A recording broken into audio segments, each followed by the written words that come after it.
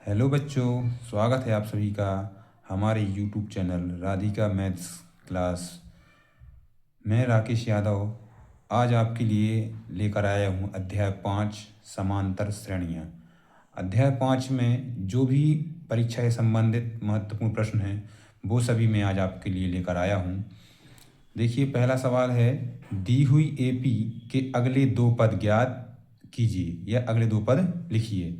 4, 10, 16, 22। आगे इसके आगे और दो पद आएंगे, वो कौन से पद होंगे हमें वो निकालना है। प्रश्न क्रमांक दूसरा है, एपी 3, 8, 13, 18 का कौन सा पद 78 है। यानी कि इस एपी में हमें कहीं 78 आएगा आगे, तो हमें ये पता लगाना है कि 78 कितने नंबर पे आ रहा है, कौन सा नंबर होगा जहां 78 आएगा।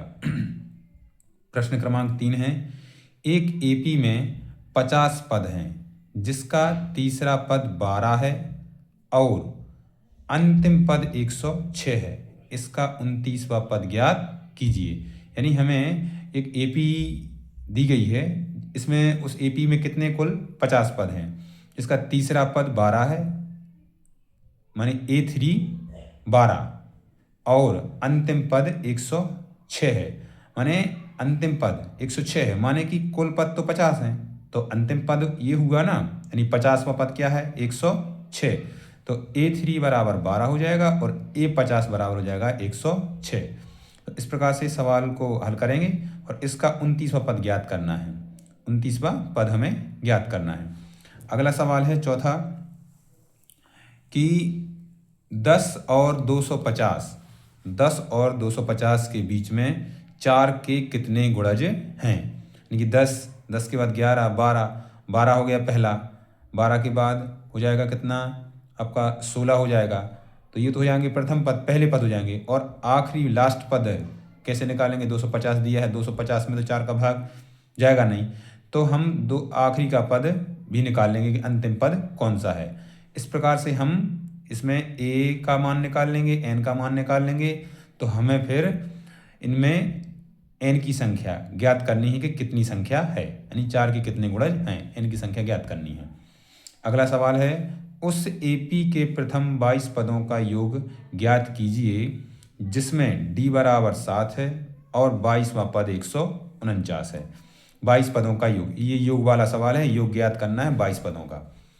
अगला सवाल है छठवा, ऐसे प्रथम 40 धन पूर्णांकों का योग ज्ञात कीजिए जो 6 से विभाज्य हैं। प्रथम 40 धन तो 6 से विभाज्य हैं, माने 6 से उनमें भाग जाना चाहिए। प्रथम 40 धन पूर्णांकों का हमें योग ज्ञात करना है, तो ये भी बन जाएगा सरल सवाल। इसके बाद देखते हैं कुछ इस अध्याय में महत्वपूर्ण सूत्र हैं।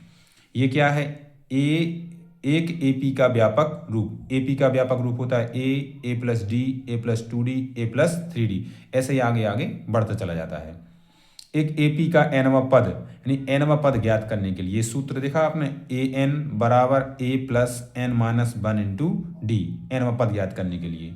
और ये है आपका योग ज्ञात करने वाला सूत्र, एन पदों का, प्रथम एन पदों का योग ज्ञात करने के लिए ये सूत्र है। क्या होता है, एस बराबर एन बटे 2 कोष्टक में 2a plus N minus 1 into D, जहाँ ए होता है प्रथम पद, डी होता है सार्वंतर और एन होता है पदों की संख्या। तो ये सभी प्रश्न हो गए आपके अध्याय 5 के। तो अभी मैंने इसके पहले एक वीडियो बनाया था, वो था अध्याय 4 का। प्रश्न बस केवल प्रश्न थे उसमें।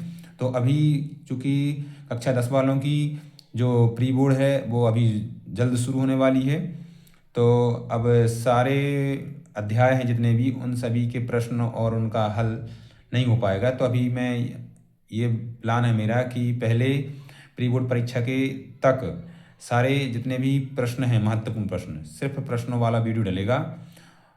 इसके बाद जब प्री बोर्ड हो जाएगी उसके बाद फिर से दोबारा वही सिस्टम कि प्रश्न मिलेंगे आपको, फिर उसके अगले दिन उसको हल मिलेंगे। तो अभी जब तक प्री बोर्ड परीक्षा है उसके पहले तक हमें पूरे अध्याय कंप्लीट करना है, कवर करना है। तो उसके पहले तक आपको ये सारे प्रश्न, केवल प्रश्न मिलेंगे, आप उसको करिएगा। ठीक है, धन्यवाद।